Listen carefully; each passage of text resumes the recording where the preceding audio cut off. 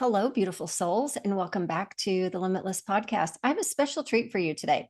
So, I have a new BFF, I think, and Jessica and I met through a connection call. She's on LinkedIn. I'm on LinkedIn. I reached out to her, and we had a call. And I'm telling you, this woman, it is going to be such an inspirational podcast for you. She is so full of life. She's so full of generosity. She's so full of love. And she has such a huge heart to change the difference in women's lives and perfect for this podcast. And so I want to introduce to you Jessica Berg. She coaches women mainly in tech, but she really helps these women overcome burnout and really have more of a sustainable life to where they're enjoying life as they are working. She has a very beautiful story, and she is here to share her wisdom with us. So, Jessica, thank you so much for joining me. Such a pleasure and an honor to have you on the Limitless Podcast. Oh my gosh. Thank you. First of all, the honor's all mine. And that was a beautiful intro. My heart's It's just true. super big. I really Yeah. appreciate it. Thank you. Yes.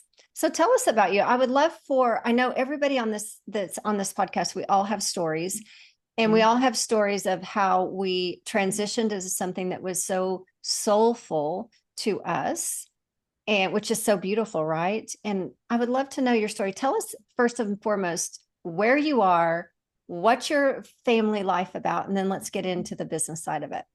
Yeah. So I am in Southern California, in San Diego, the northernmost part of San Diego. And I'm not from here. So that is just something that my soul brought me to, this beautiful oasis here in the left corner of the country.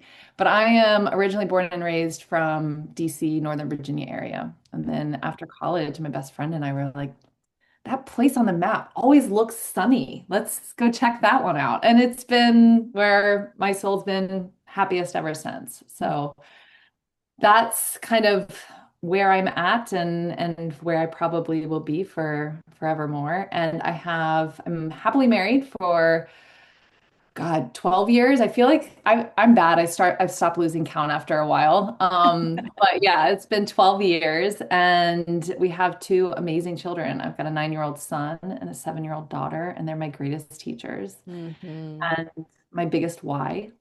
Yeah. So not only my biggest why in my pull to go down my soul aligned path and have more presence with them, more life experiences with them than what I was experiencing in corporate, but also my biggest why in the type of ripples and shifts that I want to create for their generations. So when they're going into the workforce, I'm I'm hopeful that it will look different.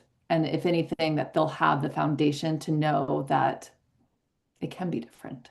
Yes, I have no doubt, as you are an amazing teacher and you've had so many great things that have happened in your life that have led you to where you are today. So, how could they not Yeah. learn from that? So beautiful. Yeah. Yeah. So, tell us a little bit about how you got into the soul aligned. I love that. And I want to dive into that in just a minute, a little bit deeper.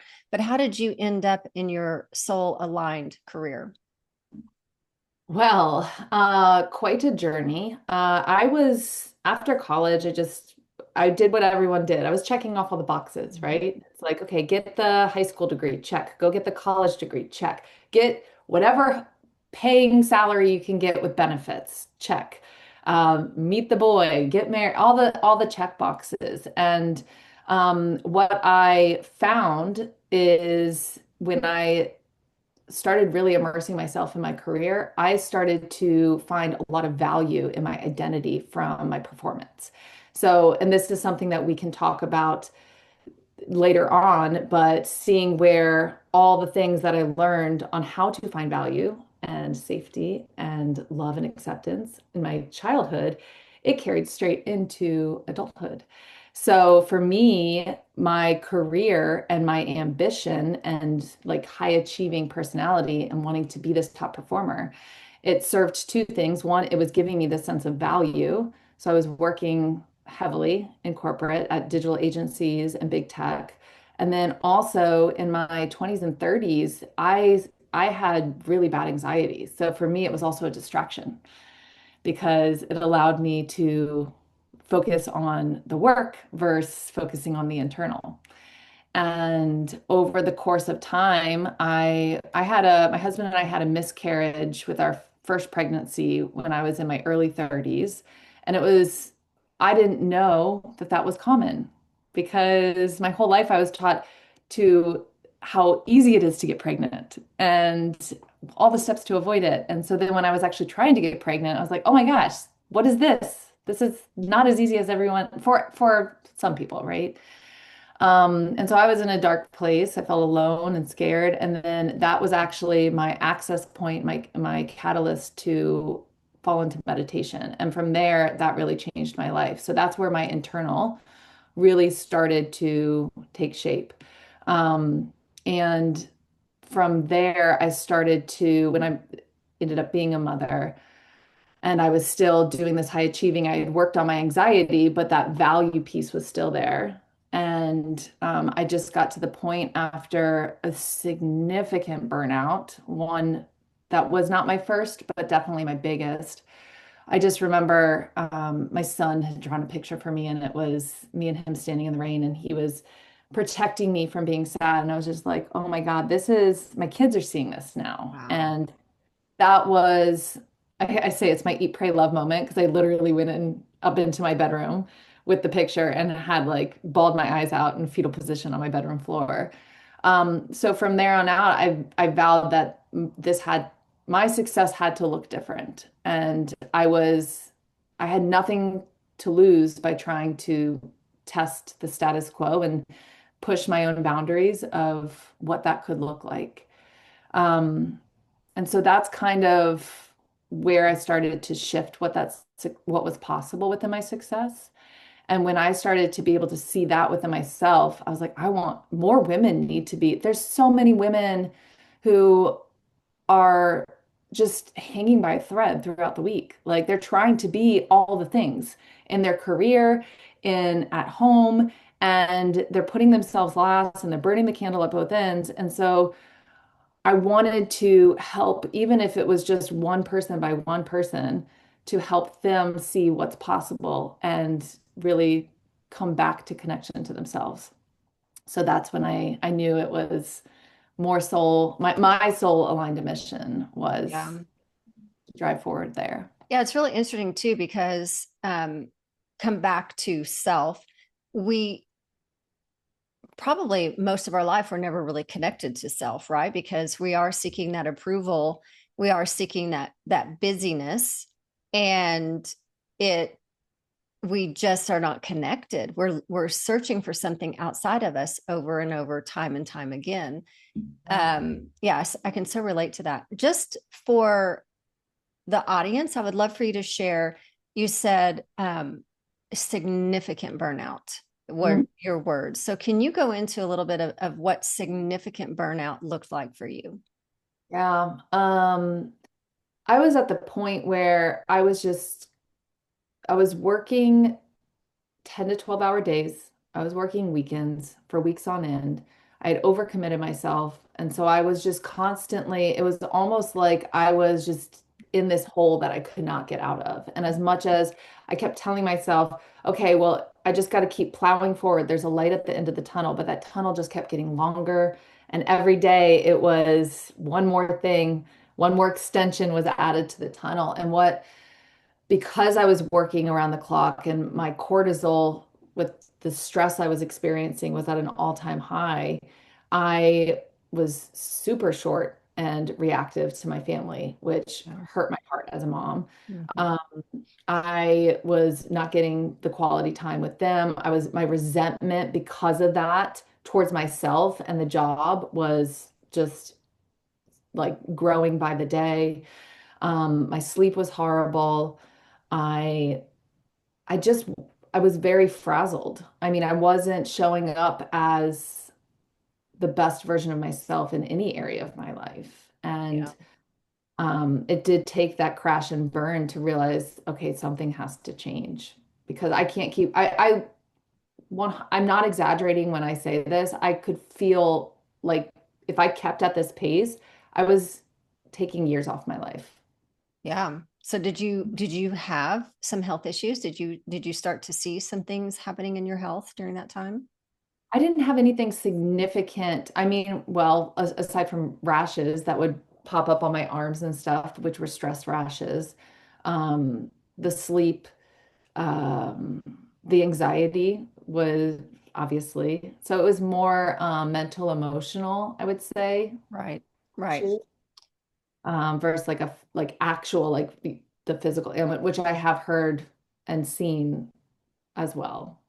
But the great thing is you caught it when you were having just those symptoms, because a Yeah, lot of a yeah, lot of us women, especially, we will continue going until our body's like, we're shutting her down because yeah. she's not listening to the signs that, hello, something's off here. And that's the biggest shift is we are taught in this society and culture, we're so focused on money and productivity and action and go, go, go, go, go, that we are constantly in our head and leading with our mind versus slowing down and connecting to our body. And how many times for years was I pushing past what my body was communicating to me? I was hushing it like, okay, yeah, yeah, yeah, we'll move tomorrow. I just need to get more emails out. I'm gonna just sit at my desk, which is what did they say? That's the new smoking, right? Is sitting all day. Right. So I think it's though that we don't recognize, because we look at everybody else around us and they're still got it together. So we look at all these people around us and think, well, there must be something wrong with me. I've got to push through this. And we don't, I think we're learning as women to listen to our body for sure. But that's not anything that I was ever taught to do. It was just that go, go, go mentality. But tapping into, wow, what is my body telling me right now? I probably should stop or slow down doing what I'm doing in a way. yeah, and it's normalized. That's normalized. Especially, Mm-hmm. I mean, I can't tell you how many times I would get on a Zoom call at work and check in with someone, say, "How's everything going?" And busy was the word. It's just Yeah. a normal thing. It's busy. Yeah. Uh, hanging by a thread. It's busy. It's just that is normal. And um, I feel that that has been the silver lining of COVID is it did wake up a lot of people into got us off the hamster wheel. And um, I'm hopeful that more and more people are waking up to the busy.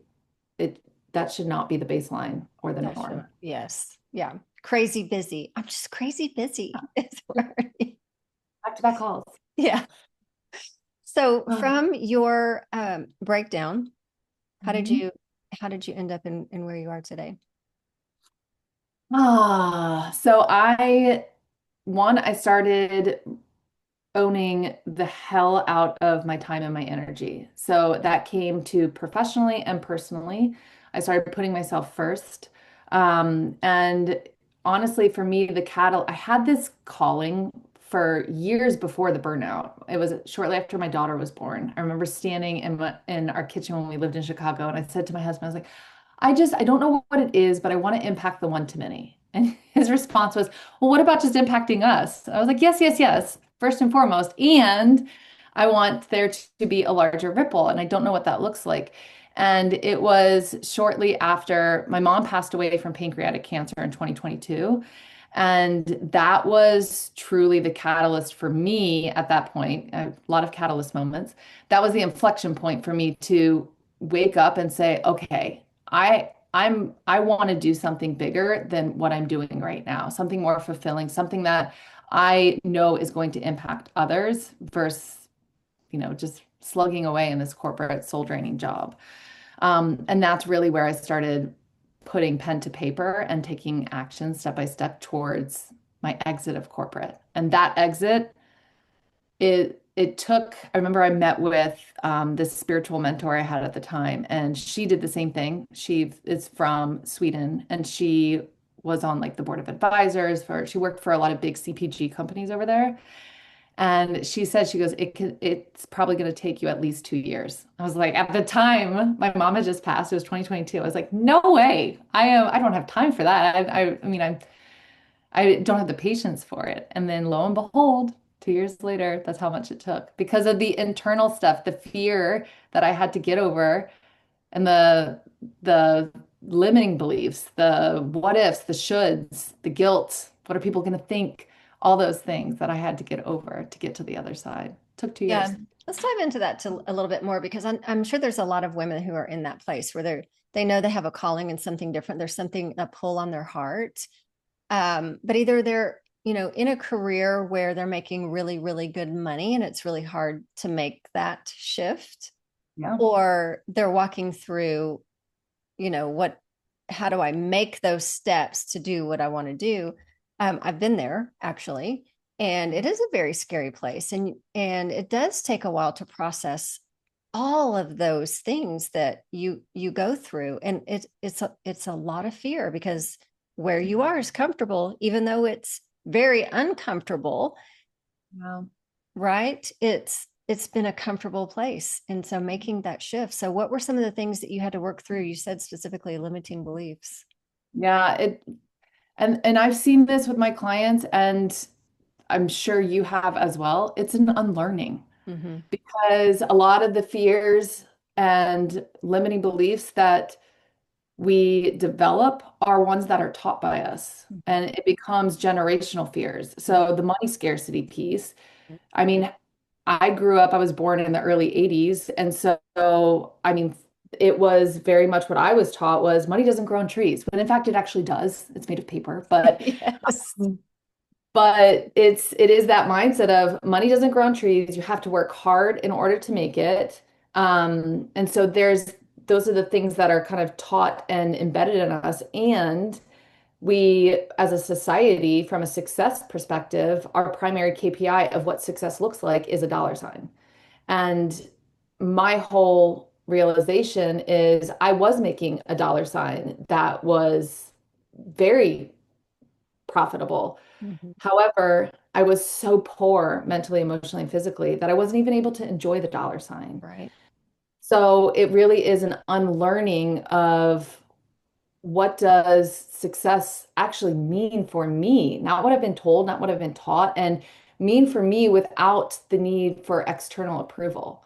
So not caring about what other people think of me taking this leap from corporate and betting on myself because that's me being true to myself and the not needing of that external validation, that is a whole, you know, unlearning, unlayering that we go through for our own internal transformation. I mean, that's all internal work, right? Yeah, it's like I'm just envisioning it's this multi-layer. We're Onion. shedding the layers of the onion, we're unpeeling them, but it's a journey of taking our power back. God, yes. Yes. And it's a journey of taking our power back from the titles. It's a journey from taking our power back from the money, the income. It's our journey from taking our power back from the accolades and admiration that we get for the hard work. It's a journey of taking our power back from the masculine uh, energy that we performed at. And then you have to deal with all of the limiting beliefs that pop up as you're delayering. It's a And so I get, I've never heard that, it'll take you 2 years to make the Mhm. transition, but it's that's very true. Oh, Very true. absolutely. And as you're doing this, as you're going through this transformation and taking action towards an aligned path for you, it's other people's limiting beliefs that they start projecting onto you as well. So it's learning to decipher between kind of really building a reflection field around yourself to say, okay, I recognize that that is your wound, your fear, your limiting belief. That does not have to be true for me. Yes. Yeah. And that actually popped up with my spouse as well. So there was because Yes. they could have to walk through a similar Mhm. path of releasing what they've always known as Yeah. their comfortable space, even though they know it's unhealthy for us. He had some things that he had to walk through. as well and projecting. Yeah. So true. Wow. You could write a book on this. I want to write a book one day, but I love the fact that you brought up the spouse because that is the other piece of it. My my husband had to face his own money scarcity fears as well Mhm. because not to say I was the sole breadwinner, but coming from tech that pays really well, I Mhm. brought in a significant amount, more than half of the family income. So for him, he was seeing like, okay, this is going to be on me for a little bit. And are we going to be okay? I have my own money scarcity fears. And so it was also working with him in that same capacity and honoring his fears as well as a joint marriage. So knowing that the action I was taking, I mean, I was going to go this route no matter what because I didn't want to regret ever not taking this chance on myself, but I also had to honor his pace as well. So there's to the point where it doesn't keep me from going down that path, but kind of holding space for him in that same capacity. Yes, it took me a while to hold that space though.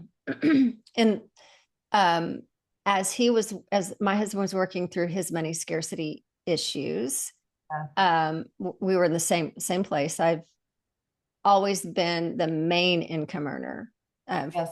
in 33 years, for Yes. 33 years of our marriage. And as he was working through his money scarcity, which was actually the beginning of his awakening, yeah, and it triggered the limiting belief in me that uh, I'm just not as important as the money. And Oh it was God. right. It was a very interesting Oh, dynamic. Like money is more important than me because it was very clear that there was some major disconnect, and the burnout it wasn't worth the energy.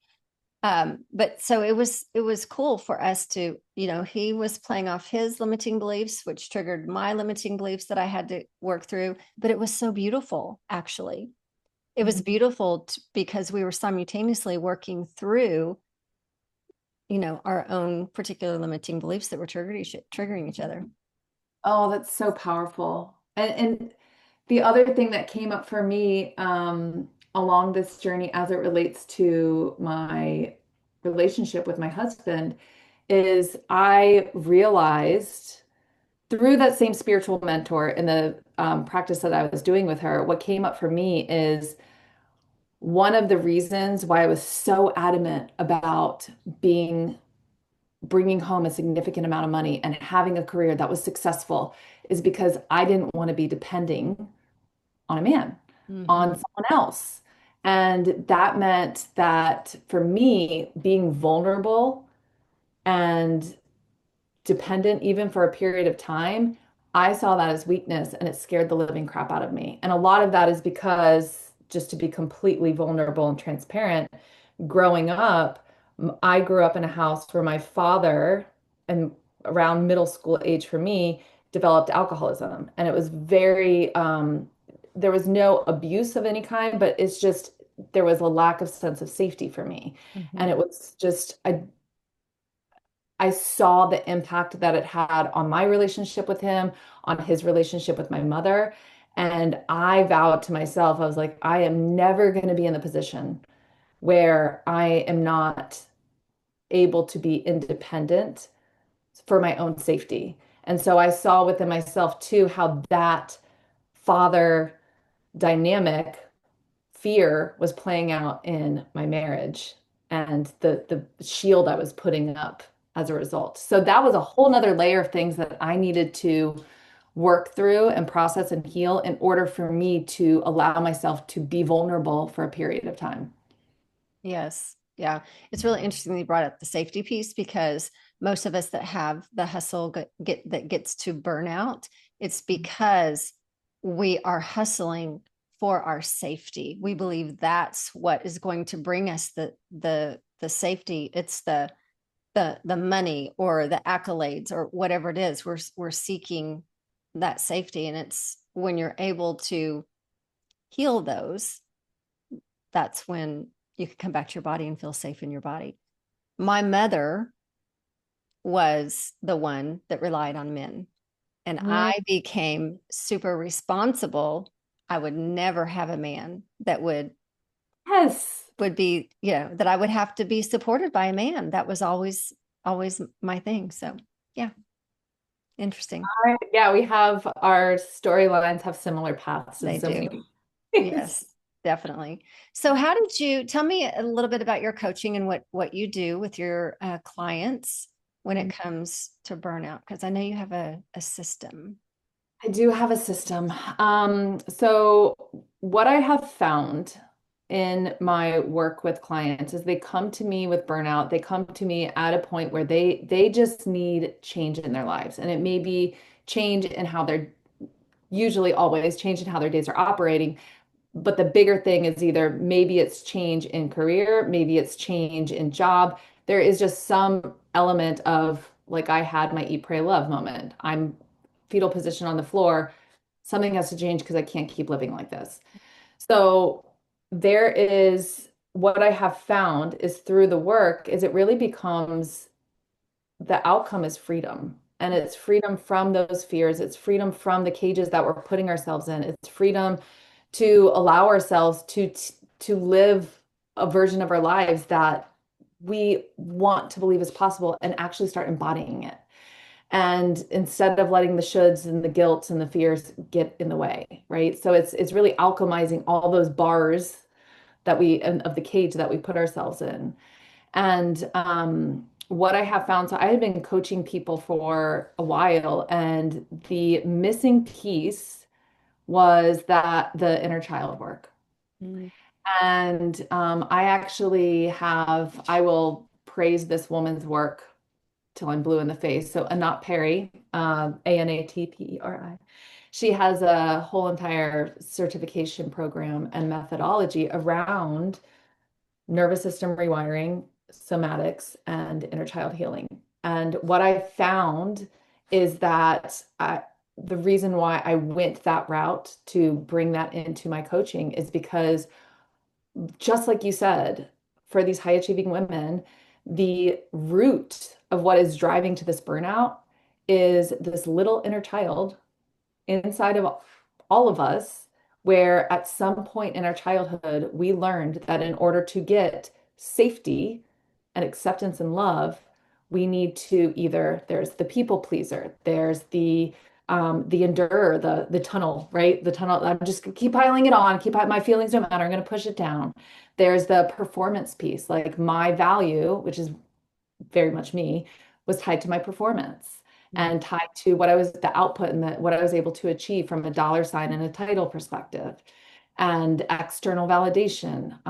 Even God, there's even um, the from the safety and security. If you've ever come across someone who is a micromanager or just kind of like ego driven in the way that they lead, and they lead with fear and dominance. That is an inner child inside that had to fight for their safety. Yeah. And so, what I have found is in my working with these women in corporate who are experiencing burnout, the freaking root of all of that is the way that they found and seeked safety as a childhood, in their childhood.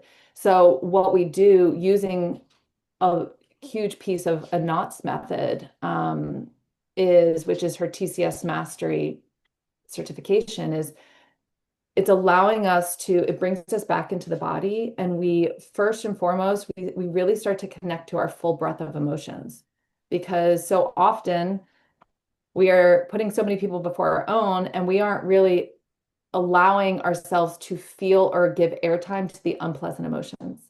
I was a freaking champion of doing this. I was always the optimistic, bright, sunny, everything's rainbows. And if I felt sad, I'd give it airtime. Even after my mom passed away, I'd give it airtime for 15 minutes. And I'm like, all right, good cameo appearance. Now let's go back to the star of the show, which is the smiles and sunshine. So it's allowing ourselves to feel these unpleasant emotions and fully express them. And through that, we're able to get to the root and tie it to a memory from childhood on where we may have first started experiencing this and learning this. And it may have been something that we learned to find safety as an action, or maybe it's something we learned and we saw mom or dad do this. Yeah. Um, and so it's really rewiring those memories and giving ourselves what we needed in that moment. And at the source of all of it is finding safety within ourselves and not finding safety externally, not finding like feeling like we have to fight, but it's all about finding that sense of safety and security within ourselves. Yes. So Yeah. that's kind of the journey that we go on. And that's been the missing piece is that inner child. Yes. So how old were you when How you old was I when your I, inner child, when you started developing safety mechanisms?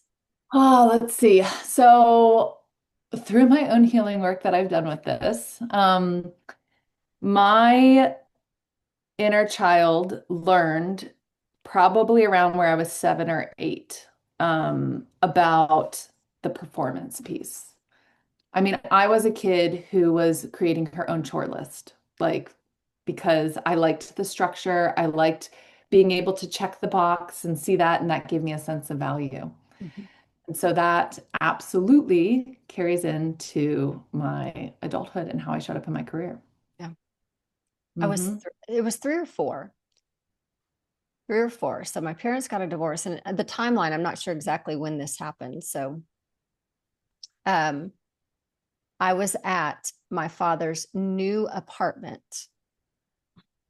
and he he left the apartment, I think, to go get ice or a snack at the snack machine, something like that. And by the time that he got back to the apartment, I had completely organized. Now, think about this as a 3 or 4 year old, completely organized his bedside tables, like organized them. Um, and I didn't know that until I was 40 when he explained that to me. And it was like, okay, this makes total sense because my go-to is to organize Structure. when I'm stressed. Yeah. Mhm. Because it's a sense of control. Yeah. Yeah. Yes. And that's the thing that, so Stephen Kessler, which a lot of Anat's program is on, and that I educate my clients on too. And it is, if there is any book to read to learn about yourself, Stephen Kessler's Five Personality Patterns. Mm, Because the whole premise is between the ages of 0 to 9 years old, that's when we develop these safety patterns. And all of us develop 1 to 2 of the five. And what you're describing is what is called the rigid pattern. okay. And Interesting. I run the rigid pattern as well. Mm-hmm. And basically, it's when how we identify what our pattern is it's when we are in a state of overwhelm. What is what is the first default that we go to? So it's almost if you think of and that talks about a lot, like your nervous system has two bouncers. And when you go into a state of overwhelm, the first bouncer comes in, and maybe it's the restructuring. It's like, I'm going to restructure. I need to have control, order. That's going to make me feel safe. And then if that doesn't work and we still feel overwhelmed, then that second one comes in. And for me, it's the merging comp. So, or merging pattern. And the merging is all about wanting that connection and wanting to fix things, wanting to save other people, and really like it's all that external connection. I need to have that connection with you in order for me to feel safe. So it's really fascinating because those patterns, once my clients learn what their patterns are, and I can say this from my own experience too, it's eye-opening because one, you get to a little bit more familiar with how you operate. And then two, the beautiful part about it is there's the when you're in overwhelm and you're running the patterns, once you do the healing work and you start to get into the familiarity of operating in a regulated nervous system, then you start to emanate the gifts of the pattern.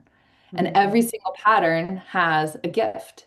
So there may be, what I was describing with the merging is like the external, the gifts of that. So if you think Oprah Winfrey, she's a merging pattern. It's all about like just joy and love and like it's the type of people who just being around them, people feel like alive and it's magnetic. So there's this beautiful like I mean, there's these gifts that sit within each of the patterns, and the shadow part of it is the work.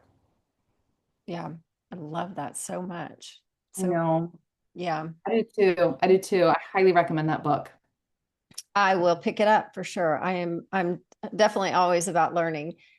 So now that you feel safety in your body, Yeah. what does that look like? Oh my God. It has been opening doors in so many ways. Mhm. So, for me, safety within my body means truly speaking my voice Mm, unapologetically. mhm. So, I mean, I go on social media a lot. You know, we met on LinkedIn. So it's going on and posting about stuff that might feel edgy, but I feel empowered and comfortable and safe within my own skin that I don't need the external validation. If I get 4 likes on it, I don't care. Um, so there's that component is allowing myself to show up authentically, not worrying about what other people are going to think. Yes, so powerful. Yes. And then the second piece that's been really powerful too is just tapping into the strength that is within the feminine. So for me, growing up, I grew up around a lot of masculine, even my mother, very masculine. So I was always trying to fit in with the masculine, and I saw feminine as weakness. Yes. And so, one of the things that has really happened for me as I tap into my sense of safety is I'm seeing that my strength and my power is actually from the feminine. The masculine supports it. I need the structure. I need, action to support the flow of this energy. But my freaking power is in my feminine. And so feeling safe to be vulnerable, feeling safe to be in ease and trust and just sensuality, like it's a whole nother ball game. It's a whole other ball game. Yes. Completely different. And it's really interesting. I don't know if you made like I shifted out of my masculine and went way over here to the feminine. Yes. And it was like, okay, I got to do something to make myself feel a little productive here. But I was just way over there and just like, ooh, I really like this. And Hmm. it's making that move back to, a little more balanced. Did you do the same? Oh God, yes. So when I left corporate, I was out in the flower fields, dancing, swirling, doing anything feminine I could, doing all the spiritual uh, workshops and awakenings and all that stuff. And then what I found was I actually started missing the masculine because it was a part of me that just like you said, you started to find the need, obviously, and wanting to embrace the balance of both, but Yes. also honoring that the feminine that's my source of power. Hmm. The Yeah, masculine has its power in its own ways too. for sure. Yeah, I had a little bit of fear though of going back. No. Yeah, it was a little bit of fear, like I don't want to go there. And the number of women in business that I hear saying that, like, I don't want to build my business like this ever again. I don't want to build another business the way I built the one that I did. And Mhm. we've all had that experience with not even recognizing there's a softer side. There's the feminine side that is the surrender piece, is the faith and trust piece, is the wisdom, is the creative.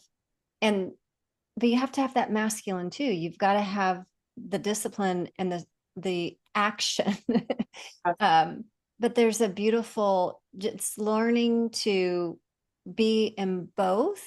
And Yes, sometimes you've got to be a little more masculine and then swing back into your feminine. But it's changed everything in my marriage. same. Yes. And Yes. even in the vulnerability piece that I was talking about before on not wanting to be dependent, it's allowed the softening that I've been able to experience and give my husband has been a game changer. And so I went on that retreat, and this is a vulnerable share, but um, we were doing kirtan, and it was, which I love the music, and Krishna Das it was one of his songs. But he started singing at the end of it, and it was like, I want to know what love is, and I want you to show me. And I just pictured my husband standing there in the courtyard, and I pictured me singing that to him. And then all of a sudden, I saw him singing it to me. Mm. Oh, I just started bawling because I didn't You're making realize me cry. I Yeah. was I had put up such a shield around my heart and my like need to feel safe in my independence that I have goosebumps as I'm talking about this, that I wasn't giving him all of me. I wasn't letting him be loved as fully as he deserves too. And so that's in the softening and the surrendering too, that because I've felt more safe in my body to allow myself to tear those walls down. Yes. For me, it was the receivership, like letting down the shield and the sword to be able to receive from him. It was something that I was always complaining about, something I always wanted, blaming him for, why don't you touch my hand? Why don't you hold my hand? Why don't you, you know, do all these things? And the reality was he couldn't because I had so much of a shield around me. And it was opening up to being when I felt safe in my body. And my husband definitely makes me feel safe to be able to receive. And that's a game changer. And so many of us as women that is one of the areas that we struggle the most with. Mm-hmm. And Yeah. not even there's a piece of it from us like a safety on wanting to be independent, right? And the vulnerability and which is very both you and I, it sounds like I felt. And there's the piece of it that being taught to always put other people first Mm-hmm. and that, the receiving has to be earned. There's that whole entire unlearning as well. There's a whole unlearning there. And, yeah, there, the bedroom used to be a check box for me, Yeah. right? Yes. Just, Yeah. okay, got that done. All right, what's next? Yep. Yep. And it had, when you're in your feminine, you learn to receive and you feel safe. It's a definitely a different experience. And I just want to plant that seed for all the women that are listening, because if you haven't learned that receivership and to be safe with yourself, that's definitely something that needs to be worked through. Oh God, absolutely. Yeah. And from my own personal experience, is in that ability to receive. That's where I have also found more power within myself. Mm-hmm. Yeah. It's like it opens up my eyes to like just that freaking power that is the feminine. Yes. I get what you're talking about, sister. This has been so good. I could talk to you for hours and hours. So I'm sure that our conversation is going to go way beyond this podcast. I I hope would so. love for you to share how people can get in touch with you, those who are like, okay, I need to talk to this woman. Oh, I would love to. Thank you. So I primarily am on LinkedIn, so you can find me, Jessica Lynn Berg. My website is justbergcoaching.com. And please, I am a human. I love just connection. So even if it's, not there doesn't have to be some type of come join my program, which is awesome. It's amazing. It's powerful. The Rise Collective. It's a group of women supporting one another, and then we go through these healing seats. But it's also just about the deep connection with other women, and Mm-hmm. just like even in talking to you, it's the more connection we can have, and it's the more women connecting to and supporting one another. It's powerful. It's And powerful. so, please find me, connect with me, and yeah. Yeah. And I'm excited for you to write your book. It's going to be amazing. Me too. Me planting too. that seed for you. So Thank you. Thank yeah, you. yeah, so beautiful. Thank you for joining me. You're amazing, and I'm so blessed that we connected. So blessed. All the feelings mutual. Yeah. All right, everybody. I will see you next week. Take care.